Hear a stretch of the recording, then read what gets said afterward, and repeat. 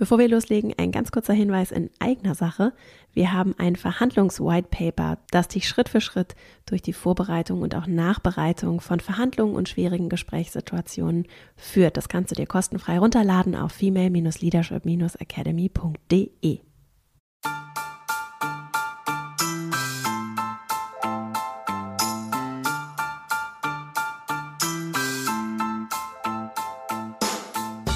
Herzlich willkommen zum Female Leadership Podcast. Mein Name ist Vera Strauch und ich bin Host hier im Podcast, in dem es darum geht, dass du deinen ganz eigenen Stil im Job und Leben findest und deinen Weg mutig und selbstbewusst gehst. In dieser Folge geht es um Care-Arbeit, um häufig unbezahlte Arbeit, die sehr viel Raum in unserem Leben aber einnimmt, wenn es zum Beispiel um die Versorgung und Erziehung von Kindern geht, aber auch von pflegebedürftigen Angehörigen und auch um die Arbeit und Sorge um Gesellschaft und Miteinander. Und das nimmt sehr viel Raum ein, das ist sehr wichtig für Gesellschaften, für auch Wohlstand und unser Miteinander und gleichzeitig aber etwas, was zum Beispiel auch in so technischen Themen wie der volkswirtschaftlichen Gesamtrechnung, dem Bruttoinlandsprodukt, nicht auftaucht oder nur sehr rudimentär erfasst wird. Und das ist ein Thema, das klingt jetzt erstmal technisch, ist aber etwas, das ganz entscheidend ist. Also wie wirtschaften wir? Was spielt wie eine Rolle und wird wie berücksichtigt überhaupt, aber auch wertgeschätzt?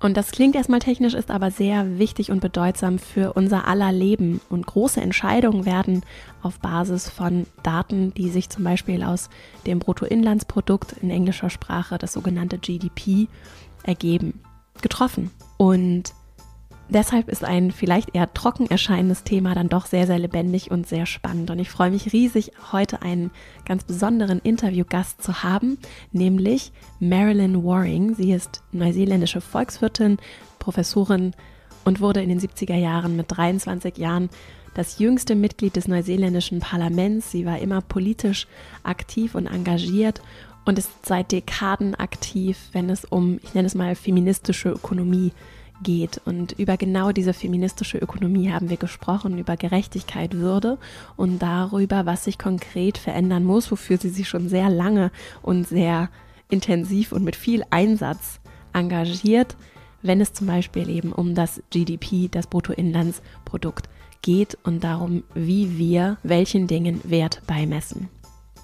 Es ist ein super spannendes Gespräch. Es ist manchmal nicht ganz so leicht zu verstehen, einfach weil der neuseeländische Akzent im Englischen, vermute ich, für den die eine oder andere hier etwas anstrengend oder ungewohnt ist zu hören. Ich lade dich aber trotzdem wirklich von Herzen ein zuzuhören. Die technische Qualität hilft dabei nicht. Wir haben uns trotzdem entschieden, das Gespräch jetzt hier auszustrahlen und zu teilen, einfach weil es so wertvoll und auch wirklich sehr spannend ist und technisch rausgeholt, was rauszuholen geht. Und deswegen an dieser Stelle einmal danke für das Verständnis, für den technischen Sound, der doch abweicht von der Qualität, die wir hier gewohnt sind. Und trotzdem ganz viel Freude mit den Inhalten. Du findest, wie gehabt, in den Shownotes auch nochmal weitere Details und auch Verlinkungen zu Themen, über die wir gesprochen haben. Und deswegen mehr dazu auf female-leadership-academy.de und jetzt ganz viel Freude mit diesem Interview und dann legen wir auch gleich mal los.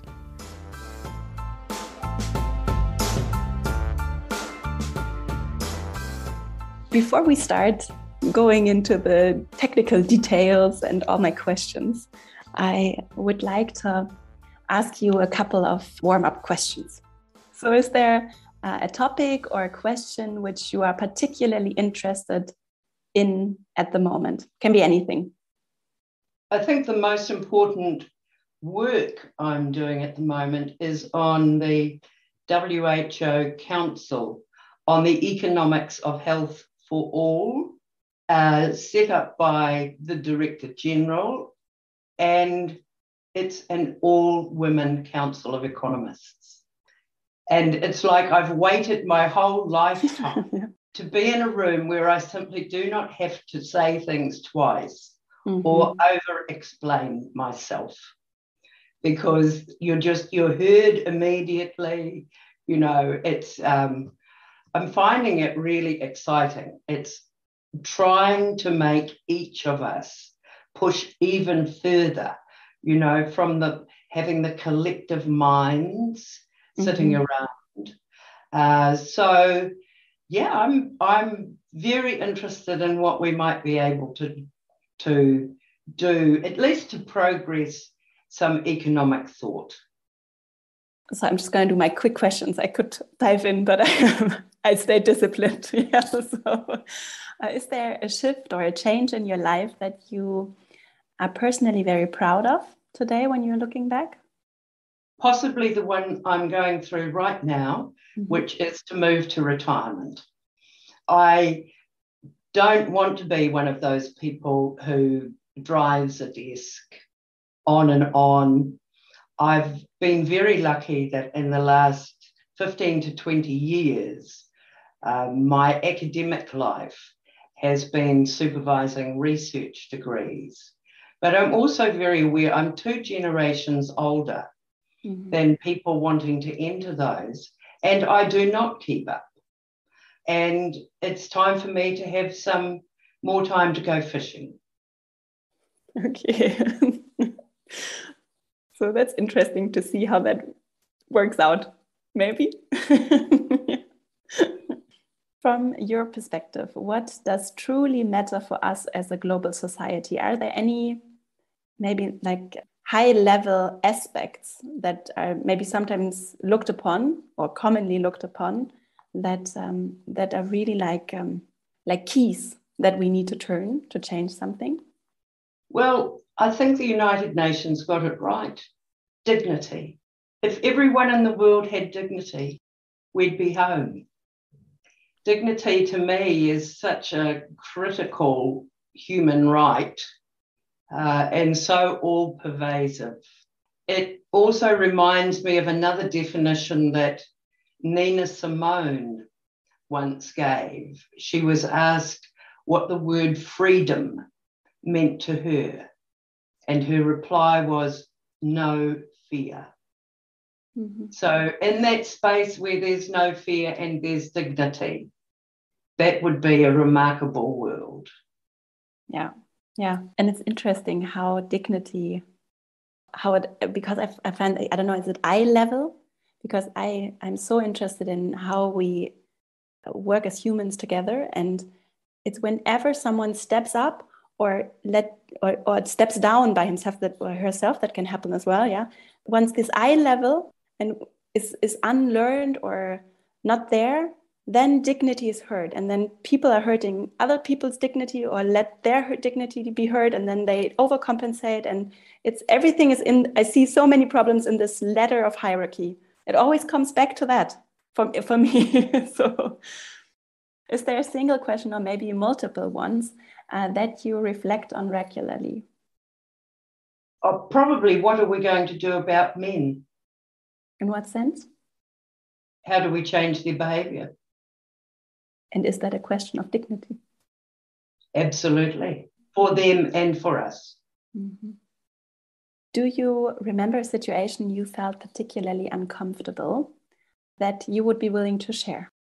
Oh, well, yeah, certainly. 1984, the night the government fell in New Zealand, based on my refusal to support the New Zealand government, who didn't want a nuclear-free country. So, that was extraordinarily uncomfortable period where I just had to hold on, So it was brutal. It wasn't just uncomfortable, it felt pretty brutal. But it's something I really look back on, and it's not like I feel proud. I just feel real compassion for that young woman. You are a professor of public policy at the Auckland University of Technology. Can you tell us a bit more about that? Well, I always say that public policy is such a broad umbrella that it can encompass any dollar spent by central or local government on anything. And of course, it can also have as a focus civil society, non-governmental organisations, people movements. So it doesn't feel to me like a discipline that sits in a neat little silo somewhere off in one particular faculty. My work at the Auckland University of Technology has been very focused on completion of research degrees. So this university is the youngest in New Zealand. And when it became a university up from a technical institute, it dramatically wanted to increase the number of its staff with PhDs, and of course to have a successful graduate program. And my favourite thing in academia is supervising PhDs. So they invited me to come to this university. I've been here for, I think, about 18 or 19 years, and had the remarkable privilege of being taught across the widest possible range of subjects by my PhD students, right? I always say to them, you're the expert on the content, right, of this research. I'm the expert on how to make it a PhD. Sounds like a great job. It sounds like you love your job. So I do love my job, yes, but I'm still going to leave it. In your TED Talk, you speak about the GDP, who defined it, what the boundaries are of the GDP, or what's in it, yeah, to put it easily. And also the word output plays a role. Why is the concept of GDP, how it's, I think, globally used across every country that's, and I assume every country, almost every country is doing that, how it's used. Why is that a problem? Why is this a topic? Can you tell us a bit more about that? I didn't study economics as an undergraduate. So when I was in the New Zealand Parliament in my early 20s, I was assigned to what was called the Public Expenditure Committee. So other countries sometimes call that the Budget or Appropriations Committee. In the New Zealand Parliament, it did everything, all of those things. And I used to think that I was really good at asking dumb questions, right? I just don't understand that, please explain. And so very soon I was finding out about something called a boundary of production that was established in an international system of national accounts. The rules are imposed everywhere, largely because the GDP data is what you have to produce for the International Monetary Fund or for the World Bank or for any bilateral donors, right? So there's almost a compulsion to produce this data if you want to be a member of the international economic system. And once I discovered this boundary of production largely because I represented a very rural constituency. And in the 1970s, 1980s, women who lived on farms in New Zealand were full-time workers on farms, but not paid, as well as, looking after their households, farm workers, their children or parents, So the idea for me, because I just had these pictures every day of everything these women were doing. The idea that if they were injured in a farm accident, that they could not receive any form of compensation. was what tripped me over the boundary of production to start to look at this issue. And truly, first of all, I thought, it'll be just New Zealand. We're a bit backward in some things. I'm sure somebody else must have this right. I must go and look. And of course, the going and looking just told me, no. This is how it is everywhere for all unpaid work, by men and women and children. And how can an economic system claim all that it does if it simply could not function without this underpinning, as it were, the core of life? Nothing else could happen without all of this work. And how preposterous it is to leave it out of the central data used for resource allocation in a public policy context. You speak about how, maybe you can speak about what's in, so we know unpaid work is out, and in is legal and illegal. I found that very interesting. Yes, so basically, the boundary of production originally in 1953 was pretty clear that anything that entered the market for which there was an exchange transaction should be counted. Now, the GDP is not bothered by legalities and illegalities. So money exchanged for armaments, munitions, trafficking in people, trafficking in endangered species, it doesn't really matter. As long as there's an exchange, that, of course, can always be measured by central banks, that circulation and that exchange. So that counts. There are some estimations allowed in the system of national accounts. For example, owner-occupied dwellings all have an estimate entered in these accounts based on what they might attract if they were rented. Right? So there are estimates used.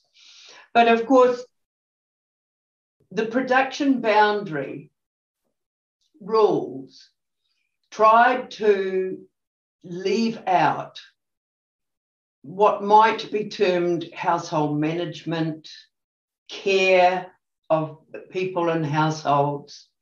African statisticians got very angry that the carriage of water and the collection of fuel were on the unpaid side of the production boundary, and argued for those to be included and have costs estimated.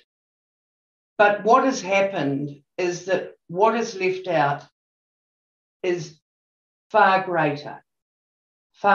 So, for example, probably all the ecosystem sustenance undertaken by up to 400 million Indigenous peoples is definitely not seen as work, right? And yet, what I think Indigenous peoples now are on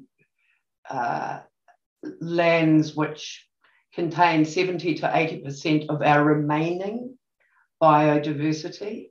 These are our guardians and our caretakers, but they're treated as if they do nothing and that palm oil plantations are a much better idea. The work of many of us now in terms of environmental monitoring, as communities, our volunteering in a whole range of areas pretty much isn't counted. And then there's a major issue, I think, in terms of how household and unpaid work there have been treated. So I can talk about that a little more.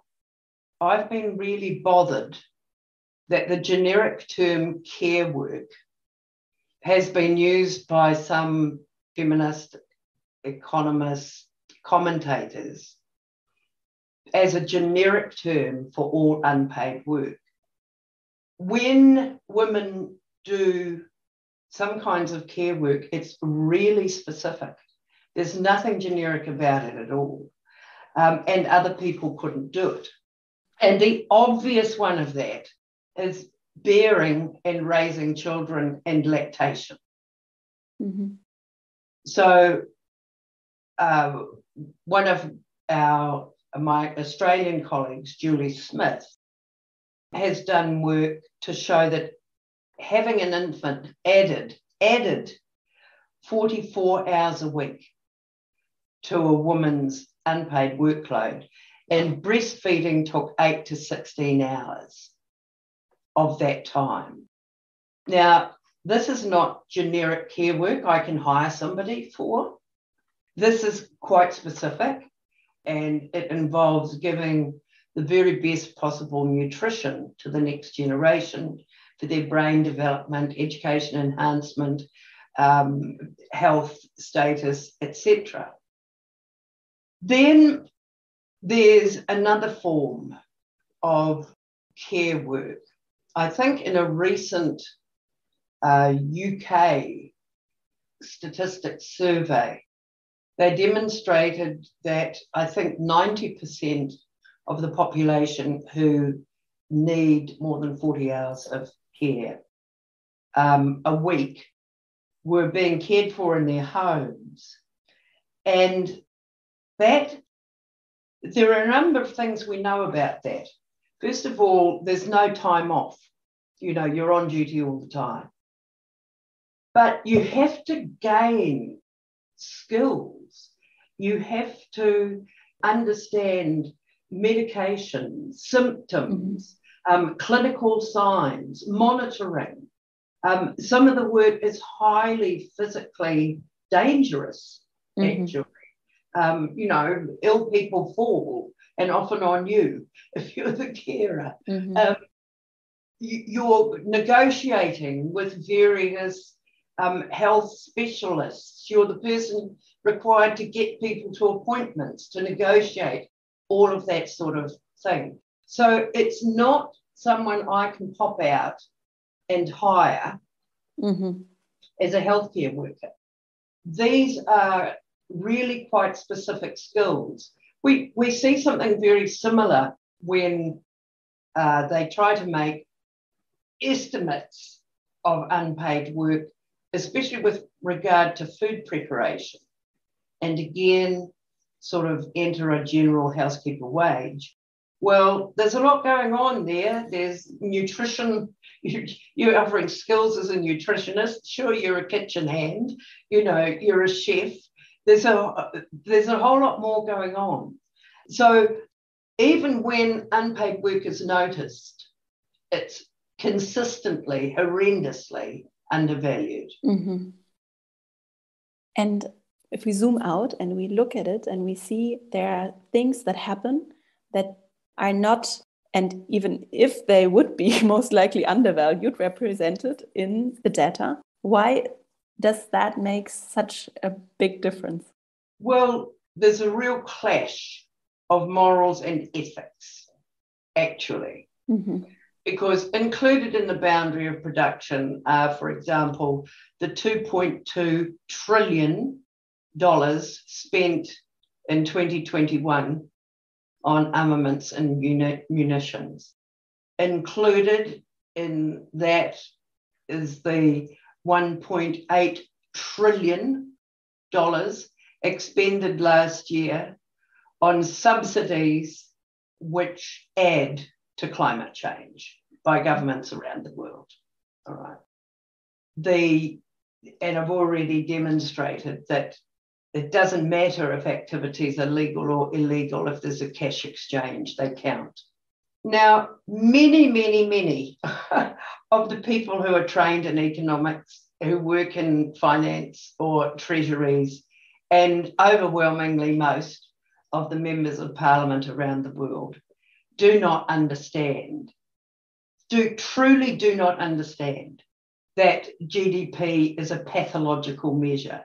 It's really great at measuring things that kill us, like war, like poisons, like chemicals, like destroying ecosystems, environment, our beautiful forests, etc. It's a pathological system. The idea that we should estimate market values of unpaid work was very attractive to me 40 years ago.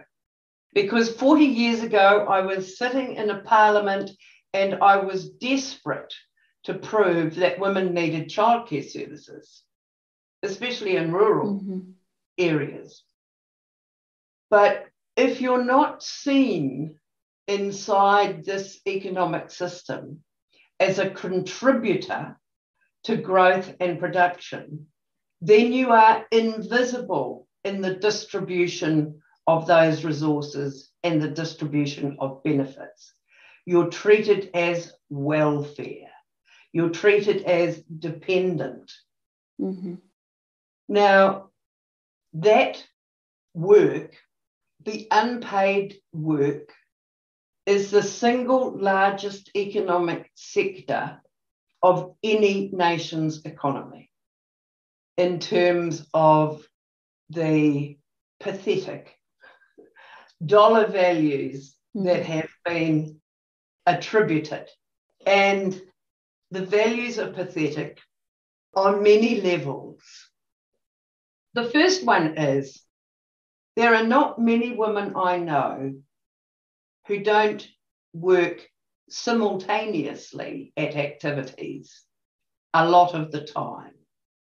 And women managing complex households do this for extraordinary lengths of time a day. Now, simultaneous activity generates higher productivity, but the census only ever says what was your primary activity at that point. So it constantly understates the very high levels of productivity sustained overwhelmingly by women in these areas. That's number one. Number two, the wage rates invariably, those that already demonstrate inequitable pay. We have a lot of pay equity disputes in New Zealand. They're becoming very successful. They're overwhelmingly in areas like care workers, social workers, early childhood teachers, etc. So the rates of pay that are being used for these estimates are again understated. Next, none of them, especially in the so-called developed world, factor in holiday pay, sick leave, superannuation contributions, annual leave, double and triple time in the weekends, etc. So again, they're not estimating market values. They constantly leave out the food security production of households, whether that's because you've got a great vegetable garden, you've got a few chooks in the yard, whatever it is. But particularly when we begin to think about developing countries, the United Nations Statistical Commission in 2015 actually directs countries not to worry about smallholder units. Well, guess what we find in smallholder units? Women, frequently single women, looking after an entire household. And these women are surviving and their households survive because of very long days of subsistence activity of all kinds. That could be fishing, agriculture, animal husbandry, small crops, cooking, even you can see these things in your mind, cooking the corn kernels on the road to sell to passers-by, whatever. So very long, very energetic days that don't count because it costs too much to get to you, to count you. That's really the direction from the Statistical Commission. Mm-hmm. If it costs too much and the logistics are hard, but don't bother. And then on top of all of that is the work I mentioned before, the kind of, in particular, ecosystem sustainability sustenance work that's done by hundreds of millions of people.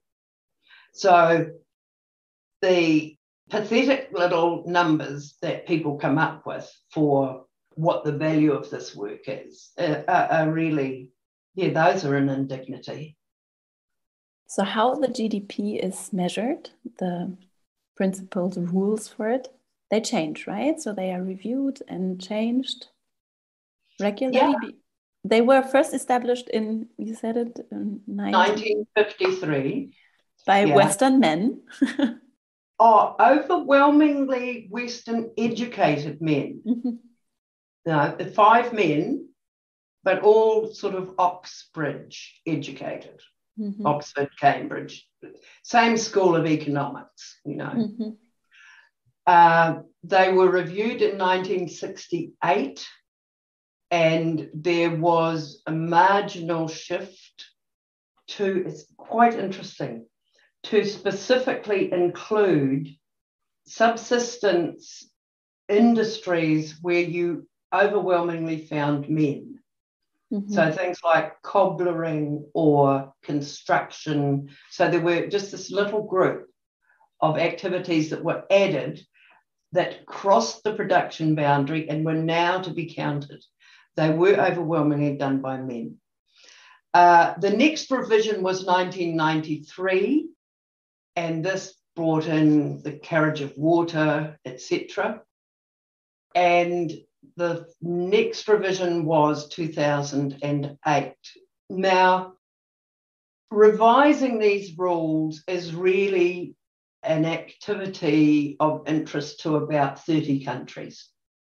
Mm-hmm. Because most countries in the world do not have the statistical or technical capacities to, number one, even revise their system each time the rule changed. So Mm-hmm. to 1968, to 1993, to 2008. They, when they do get updated, things happen. I think it was Ghana, the updating to the 2008 rules added something like 40% to the GDP. And at the same time, the world expects under-resourced countries to be busy delivering on sustainable development goals. Well, actually, collecting data on some of the sustainable development goals might be much more important Mm-hmm. than collecting some of the arcane material that the World Bank or the IMF require, and when you don't have a great facility and resources, what generally happens is that upgrading and updating your system of national accounts becomes a donor project. And guess what?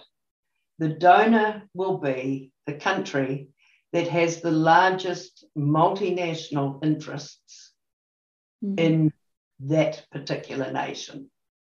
And they want to update it so that they can see that the interests of their multinationals will be sustained, and to have a look at the general health of the economy after updating. So it's got nothing to do with the well-being of anybody. So there we are back at hierarchy on a global scale. between nations. We have anarchy and hierarchy, which is interesting. And I would like to skip to a question that because I'm preparing something for the book right now, and I have a passage, maybe it's going to be thrown out, but I thought about just broad aspects or concepts of things that keep the power status quo. So things that I observe and that I read about that help to keep things like they are. And I think maybe that's a good way where we can go to what can we change, yeah? And maybe you can just interrupt me, add or delete from my list, yeah? So I found a couple of things. First, one thing that you also speak about is, or I hear, is intransparency. So if things are not seen, they cannot be changed. I see so much hyper complexity, and I also hear it in the data. Things are complicated. So if people don't understand cum-ex, complicated financial products, or the GDP, then, because we are so smart and you don't understand, things stay as they are. Then I see complexity reduction, interestingly, to a level where the important aspects are just left out and we don't look at it. Maybe just, and also because it's just too hard. It's too hard to collect. We cannot get to the data, so we don't want to go there. So we just leave it out. And then I see competition. And I find it so interesting how this narrative, and I think it's also, I don't know if it comes from there, but it's such a strong economic narrative that is so deeply injected in our heads that we have to compete against other humans. We have to compete maybe even against the planet. Everything in life is a competition. And that is paired with so powerful greed. And I would like to talk to you about greed also. So money is the most valuable thing. We don't say that, but especially on a global nation state level, this is how we act as Western countries, yeah, as economy. So now in Germany, when we are recording this episode, there's war not in Germany, but in Europe. And in Germany, the media coverage, it's horrible. It's horrible. There are people dying in the world every second, yeah, and there are Afghanistan right now. There's so many places in the world where people are hurting. And then we have this proximity bias, and when things are close to us, we act differently. And all of a sudden, that's just my perspective and how I feel, and I see it. It's very Eurocentristic, and then all of a sudden, the moral is different. It feels like that, yeah. So we have greed, and then the last one, I don't think the list is complete, but the last one is ignorance, to a level where we can just completely shut out topics like climate change. There are things that just in certain rounds, also powerful rounds, they do not happen. Even if Greta is standing outside and holding her sign up, we just ignore things. And if we are powerful enough, we can ignore them. So that was my list. Anything to add or anything to take out? No, it's very congruent with economics. So, for example, per capita GDP is used as a competition, isn't it? Yeah. You know, ours is better, bigger than yours. Yeah. You know, if theirs is different, what are they doing that we're not doing? So that one has huge ramifications. Transparency would be a very good idea. In the current system of national accounts, the Statistical Commission has a list of at least 60 areas where there's confusion about measurement and people aren't measuring properly. Mm-hmm. Now, because that's written by the Statistical Commission, most economists don't even know that because they don't read Statistical Commission papers, you know. So GDP figures can come out and you can look at something like volume of trade, okay, and then there's a figure there and you say, yes, but was that by price or volume? Because some countries use one and some use another. So what the hell are you reading anyway? You know, the whole notion of purchasing power parity making everybody's accounts look the same when it's just completely ridiculous. You know, even things like the underground economy. So in parts of Europe, sex work and, let's say, marijuana trading is legitimate, you know, so that's all included in service and retail over here. And in other countries, it's criminalised and it's in the underground economy.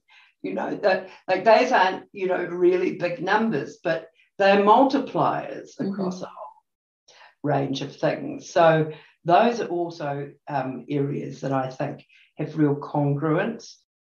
The other one that I would put in there is what we call in New Zealand Tina. There is no alternative. Okay, so that's part of your ignorance one, but part of the rhetoric is always, but there's no alternative. Well, of course there are alternatives. You know, what do you mean? We have creative imaginations. We really don't live in a little silo. So, but Tina is very big, you know, for people. Yeah. So I would add that one into your list. I was thinking, is there maybe a name for this? I would not call it love for numbers, but it's this measurement religion, maybe, because there's such a focus on if I can measure it, it exists.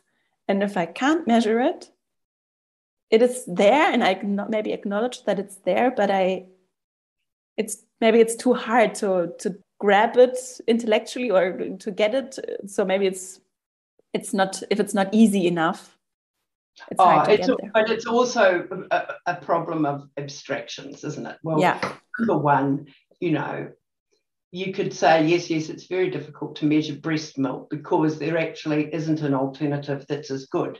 So there isn't a market equivalent that's as good. So how can you measure it? I mean, you can take yourself down that dark hole, if you like. My alternative is just to get rid of the GDP way over into a little corner over there where it can talk to itself and have a real focus for public policy resource distribution on time. Time, everybody has exactly the same amount. You don't have to do any economic conversion. You don't need purchasing power parity.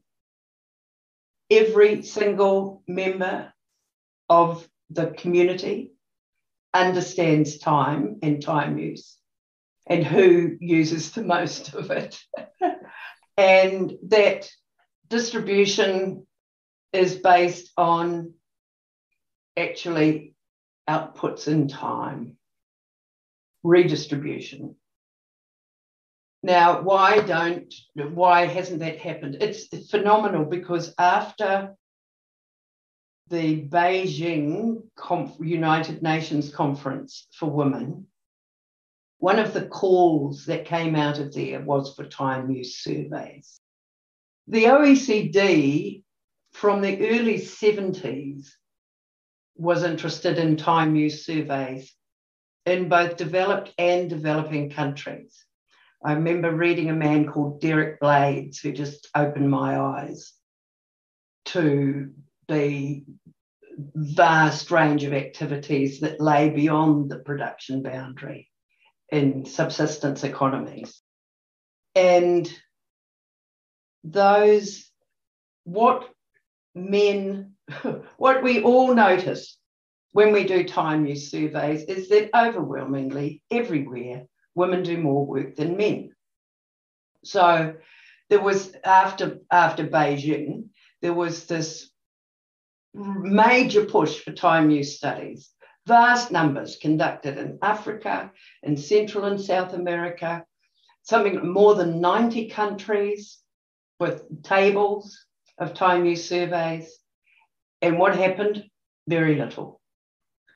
Overwhelmingly, of course, if you had a government to the left of centre introduce a time use survey, the government to the right of centre coming in immediately abolished them. the reason we don't have time use surveys is pure and simple. It's patriarchy. Men just can't stand to see the figures that demonstrate in every centre of the universe, women work far harder and do far more than men do. And they're not stupid. Well, many of them are, but enough of them are not stupid. And they recognise that what if time use was to become a really central core of public policy decision-making, that the resource distribution would be very different. Mm-hmm. That, for example, vast amounts of money would be spent on the pandemic of male violence against women, and it would be sustained for 10 or 20 years, and it would have enormous input into keeping women and children safe. Well, they don't like those kinds of ideas. So what can we do instead? No, we just keep pushing for time use. This is not a situation where there is no alternative. We have an alternative. I've had senior public servants say to me, but I don't understand how to use it, male ones. And I've said, we'll just move over, because any woman's going to know exactly what this data means.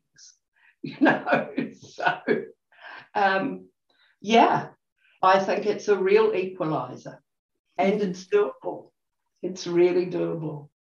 And I don't think that we want to continue, with a central public policy data mechanism that thinks that war is great for growth and devastation of forests is great for growth and oil spills are great for growth. Yeah. I don't think we're way past that paradigm. And it's super uncomfortable. That's why it's uncomfortable to change something that is such a big part of powerful life.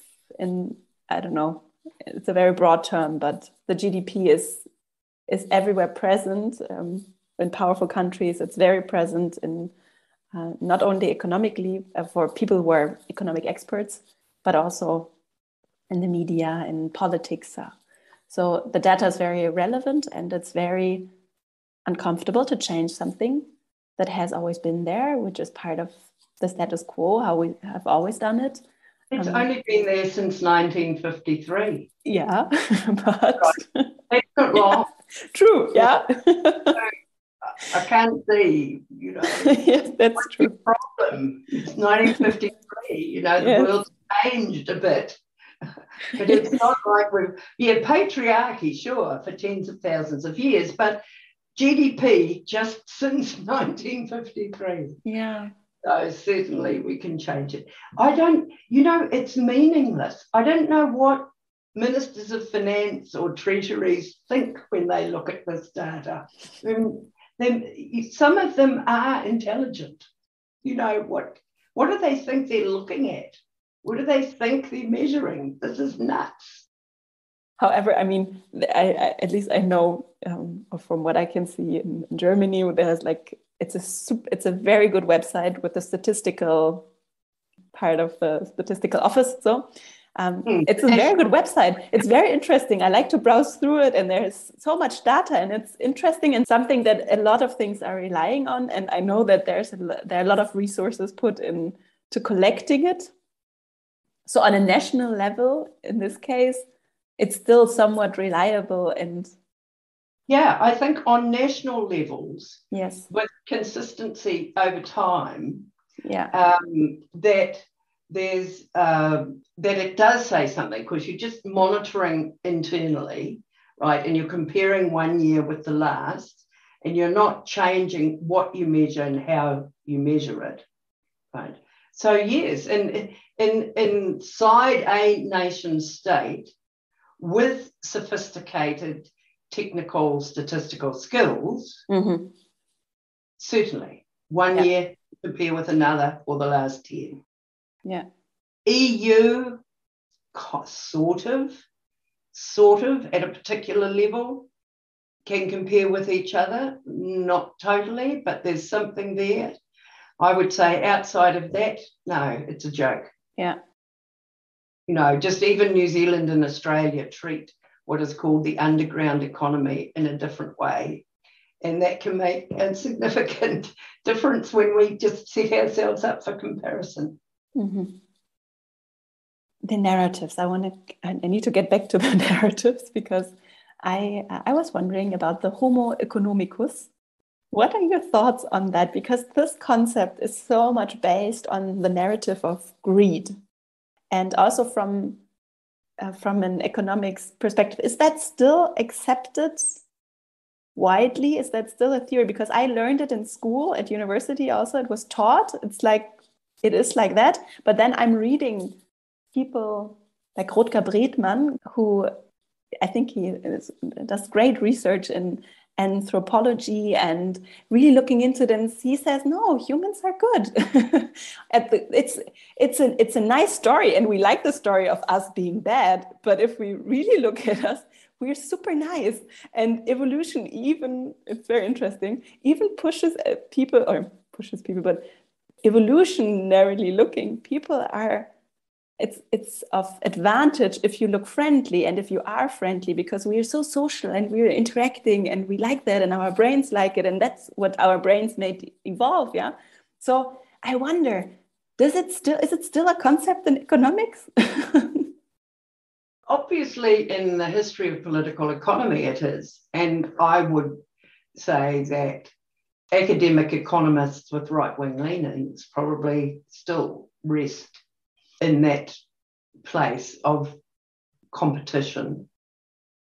I have always thought that it was, and used the concept of economic man as a point of humour, really, because it's obvious this person, doesn't get pregnant, doesn't reproduce the human species, doesn't lactate.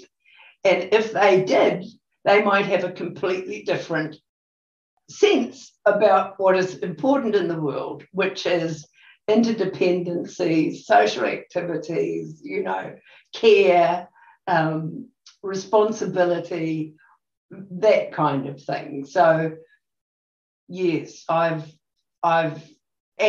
I like to take some of that 1960s, 1970s rhetoric of the Nobel economists when they go on and on about men, and to just kind of send it up, because they're just completely unconscious about what even comes out of their mouths. So, yeah.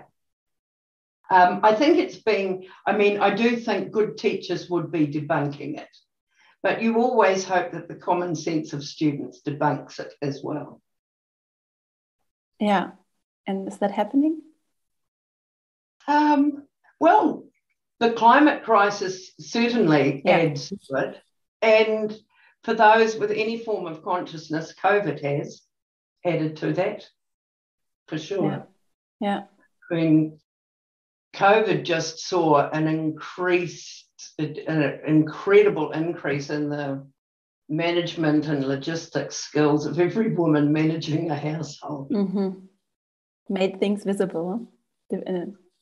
Some things not, but some things, Yeah. Before we get to the final part, I see narratives as such an important part to keep the status quo of imbalanced power, which leads to less dignity in the world.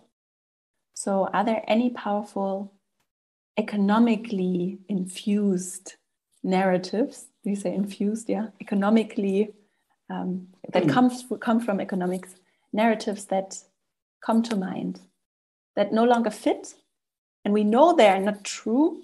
So, or we have, or at least it's doubtable that they are true, that are strong and maybe invisible.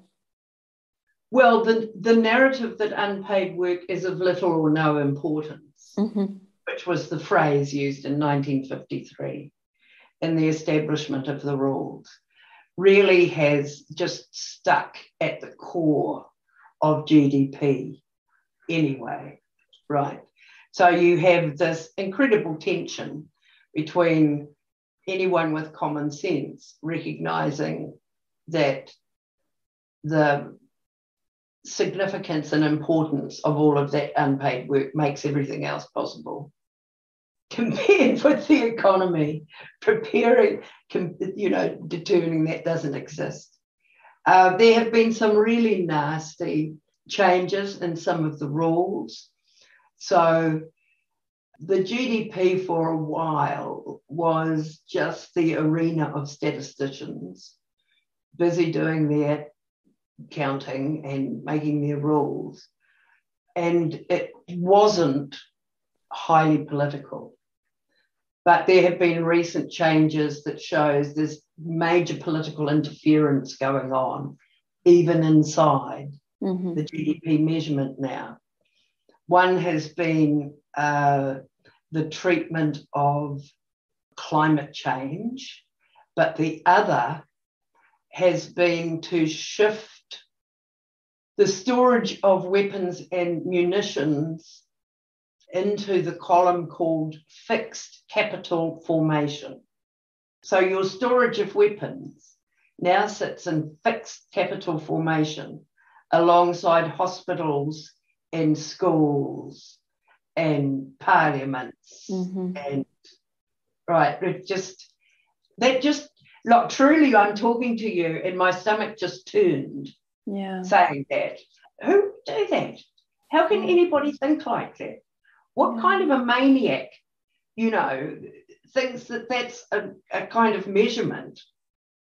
There have been attempts, probably the most notable, called a genuine progress indicator, to take the line entries of the GDP and to determine whether their activities or outputs were complementary to well-being or were devastating for all of it.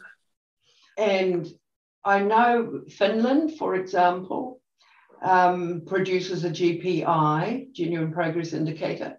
A number of states in the United States on an annual basis have to produce a GPI. There's a bill currently before the US Congress to try to introduce a GPI. So there's an increasing growing awareness of what it is that GDP is measuring, right? It measures lots of bads and regrettables. And that transparency you were talking about is needed, even inside this particular statistical form. So that is some kind of progress. And different people are doing it in different ways. But yeah, there is that kind of movement. In Bhutan, of course, we have a sort of a faith-based approach with gross national happiness. But it's interesting, the very latest academic papers show that gross national happiness has not closed the gender gap. I think it's a good ending. And I then would like to just ask a couple of questions like at the beginning. But first, where can listeners find your work if they want to look up what you're doing? Probably the very easiest thing is just the marilynwaring.com website. That's the easiest one. Yes. And so, for example, key podcasts, key addresses, the TED Talk, where you can get the books from publishers, etc. is there. Perfect. So we will link that as well. And talking about books, which book comes to mind that changed the way you see the world? Esther Boserup, Women in Economic Development. Possibly that was one of the first major ones.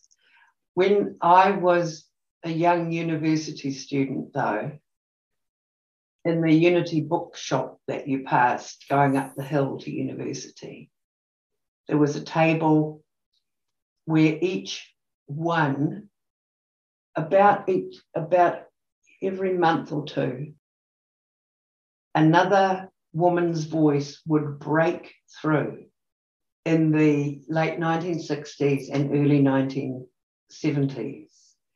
And, you know, even voices like Nawal al-Sadawi, who we've recently lost, Ama'ata Adu, but Gerda Lerner's work on history, Sheila Rowbotham's work, just the first, well, even earlier than that, Rachel Carson's work, and then Griffin's work.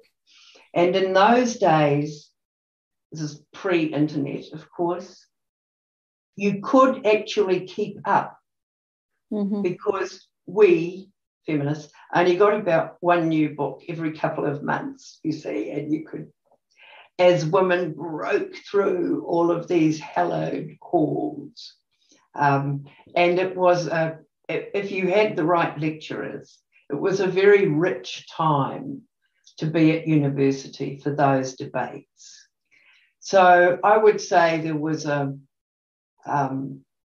really a generation of feminist literature that I thought was outstanding. And I never ever thought that my book would be on that table. Do you have any book tips on the topics that we just spoke about? Putting the feminist part, you just covered that aside, but maybe something that you gifted often when it comes to economics or... I really love Kate Raworth's donut work. And one of the reasons it is particularly appealing to me is because it has open architecture. Now, in economic models, open architecture means as soon as you discover something else, you can introduce it to the model. Yeah.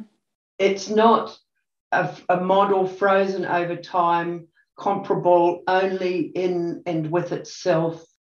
Kate's donut is highly adaptable to different communities or countries. Its particular data needs can be community generated. So it's not a matter of arriving somewhere and saying, well, what's available, we'll use that. Right? For me, it's holism, it's potential for activism. It's probably a great deal of its attraction is because people can see themselves in it. Mm-hmm. When people look at GDP data, I'm not sure that they can find themselves in that data. Okay, I still have some questions just about the uncomfortable part, because I find it so interesting to, as I said earlier, to develop the courage and the strength to have an idea that is different than what the mainstream, not only the collective large mainstream, but also the very powerful academic mainstream thinks of, narratives that have been there for decades at least, that are very powerful.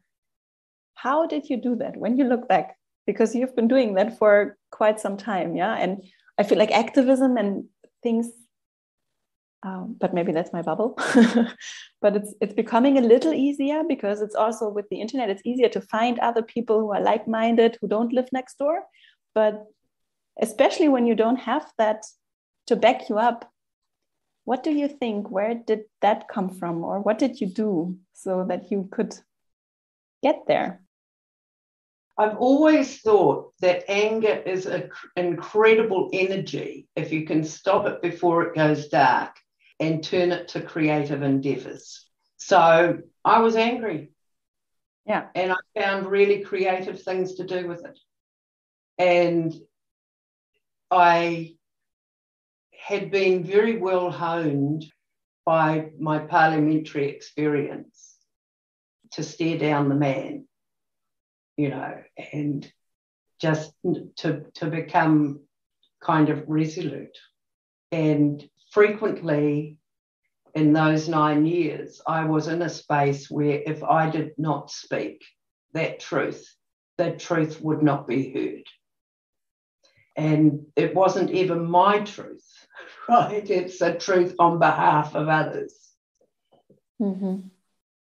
And I had no choice, you know. I could stay silent and thereby keep overwhelmingly women's voices from the sound space, or I just had to step up and use it. And, you know, I think now, you know, it's pretty much a kid, really, you know, 23, starting to do that kind of thing. Mm-hmm.